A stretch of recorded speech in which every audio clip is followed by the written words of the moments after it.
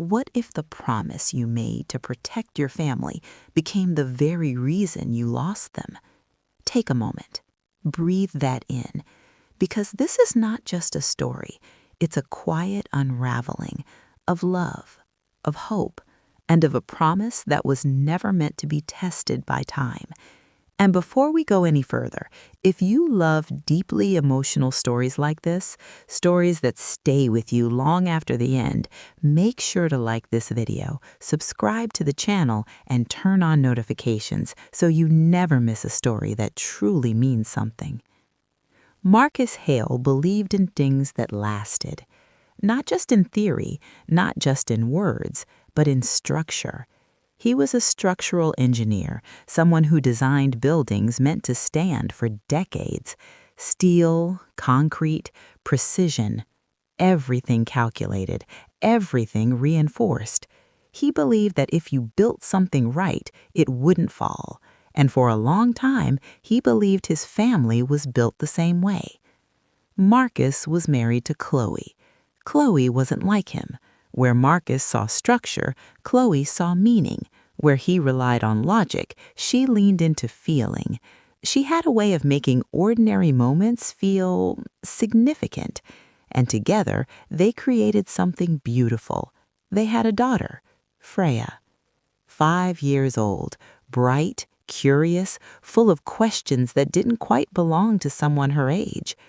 One evening, as the sun dipped low and painted the sky in warm shades of gold, Freya sat on Marcus's lap. "Daddy," she asked softly, "can buildings feel lonely?" Marcus chuckled, brushing a strand of hair from her face. "No, sweetheart. Why would they?" Freya shrugged, her small shoulders rising and falling. "Because they just stand there, waiting." Marcus opened his mouth to respond, but paused. Before he could, Chloe stepped in. "Maybe they're not lonely," she said gently, her voice calm like still water. "Maybe they're just waiting for someone to come home." Marcus looked at her, and in that moment, he smiled. Because that was Chloe. She gave life to things that didn't have it. Their home wasn't extravagant, it wasn't perfect, but it was warm. Laughter echoed through the walls, late-night conversations filled the quiet hours, and every single night, without fail, Marcus would tuck Freya into bed. She would pull the blanket up to her chin, eyes wide, waiting. "Tell me the promise," she would say. Marcus would smile. "I promise to always protect you, and I promise to always come home." Freya would giggle. "Always?" "Always." And from the doorway, Chloe would watch, quietly, thoughtfully, because she knew something Marcus didn't. One night, after Freya had fallen asleep, Chloe stood beside Marcus as he prepared for bed. "Honey," she said softly, "you shouldn't make promises like that." Marcus shook his head, confused. "Why not?" Chloe looked at him, not with fear, but with understanding. "Because not all promises are meant to last forever." Marcus shook his head. "Mine are." And just like that, a quiet warning was dismissed. Because life, it doesn't break things all at once. It starts with small cracks, almost invisible, almost easy to ignore. A few days passed, and then it began with little things, like Chloe forgetting where she left her car keys, burning meals she had cooked perfectly for years, pausing mid-sentence, searching for words that wouldn't come. Marcus noticed, but he brushed it aside. Everyone gets tired. Until one evening, Freya ran to him, panicked. "Daddy, Mommy is crying." Marcus rushed into the living room, and there she was, Chloe, sitting on the floor, hands gripping her head. "I can't remember," she whispered. Marcus knelt beside her. "Remember what?" She looked at him, confused, lost. "I don't know." And that's when everything changed. Hospital visits followed, tests, waiting rooms filled with silence that felt heavier than words. And then the diagnosis. The doctor spoke carefully, measured. It's a neurological condition. It will slowly affect her memory, her behavior, and, eventually, everything. Marcus shook his head. No, there has to be something. But there wasn't. There's no cure. And just like that, the foundation Marcus believed in began to crack. Chloe tried to stay strong. She really did. But the forgetting, it didn't stop. It grew. Marcus filled the house with reminders, labels on drawers, photos on walls, notes everywhere. Just in case, he said. Freya didn't understand. Why does Mommy forget me sometimes? Marcus knelt beside her. She doesn't mean to, sweetheart. But how do you explain to a child that love can still exist even when memory fades?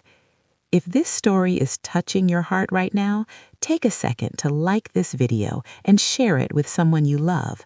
Stories like this remind us just how fragile and how powerful love really is. Marcus's best friend, Daniel, visited often. "You need help," Daniel said one evening. "I'm handling it," Marcus replied. Daniel shook his head. "You're trying to control something you can't." Marcus snapped. "I made a promise." And there it was. Not love, not fear, a promise, holding everything together and slowly tearing everything apart. The hardest moment came quietly. No warning, no build-up, just a moment. Freya ran into the room holding a drawing. "Mommy, look what I drew." Chloe turned, looked at her, and asked, "Who are you?" Freya froze. Marcus stood there, unable to breathe, because in that moment, something irreversible had happened. That night, Freya cried, "Daddy, Mommy doesn't know me." Marcus held her tightly. "I know, but knowing doesn't make it hurt any less." Then came the twist, the one no one saw coming. One morning, Chloe was gone. No note, no warning, just gone. The search lasted 3 days. Marcus didn't sleep. Freya clung to him, afraid he might disappear too. And then they found her at a train station, far away, alone, lost. Marcus ran to her, relief flooding his chest. But when she looked at him, her eyes were empty. "Do I know you?" And that was the moment everything truly broke. Marcus refused to send her away. "She stays with us," Daniel argued. "You can't do this alone." "I'm not alone," Marcus said. "I have my family." But love was no longer enough. One stormy night, everything changed again. Freya woke up. "Daddy, Mommy is gone." Marcus ran outside, rain pouring, streets dark and empty. And then he saw her, standing in the road, confused, lost. Headlights appeared, a horn screamed. Marcus ran as fast as he could, but sometimes love isn't fast enough. And then everything went quiet. At the hospital, the words came gently, "I'm sorry." And just like that, Chloe was gone. She was taken to a long-term care facility where she would get professional help and safety. Marcus had made a promise to protect them, to always come home. But promises don't stop time. They don't stop illness. They don't stop losses. Time passed, but the house never sounded the same. Freya stopped asking questions. She stopped laughing the same way. She just stayed close to Marcus, as if she was holding on to the only thing she had left. One night, she whispered, "Daddy, you promised." Marcus closed his eyes. "I know. You said you would always protect us." Tears fell. "I tried." Years later, Freya stood beside him, older now, stronger in ways she never chose. "Do promises expire?" she asked. Marcus looked at her, and this time he didn't pretend. "Yes, some do." Freya held his hand tighter. "But love doesn't, right?" Marcus smiled, through the pain, through the memories, through everything he couldn't fix. "No, love doesn't. Because in the end, we can't control everything. We can't protect everyone, and we can't keep every promise we make. But love stays.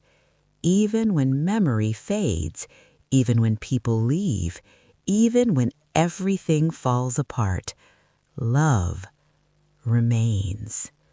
So if you've ever made a promise you couldn't keep, if you've ever lost something you thought would last forever, remember this. It doesn't mean you failed. It means you loved. And sometimes that's the strongest thing anyone can ever do. If this story moved you, don't just scroll away. Take a moment to like this video, subscribe to the channel, and comment your opinion about love and promises. And turn on notifications, because stories like this aren't just meant to be heard, they're meant to be felt, remembered, and shared.